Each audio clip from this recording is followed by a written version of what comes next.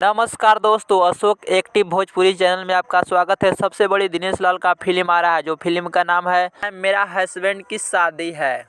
इस फिल्म का first look poster आ चुका है और ट्रेलर को इसी महीने लास्ट में रिलीज किया जाएगा और इस फिल्म के ऑल इंडिया सिनेमा घर में रिलीज किया जाएगा छठ के शुभ अवसर पर। अगली खबर है, पावर स्टार पवन सिंह का बहुत बड़ा एक सॉन्ग आने वाला है, नवरात्रि सॉन्ग, जो कि गाने का नाम है दुलरी मैरिया।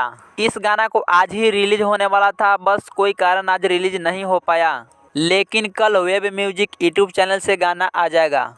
अगली खबर है, दबंग खेसारी लाल यादव जी की तरफ से, जो कि संघर्ष 2 फिल्म का दूसरा सिनेमा घर मिल चुका है, जिस फिल्म घर का नाम है अनुपम अरेरा, जो कि बिहार में पड़ता है और ये भी खेसारी लाल फिल्म का जगह मिल गया है। तो ये खबर कैसा लगा हमें आप कमेंट करके बताएं और चैनल को सब्सक्राइब करें।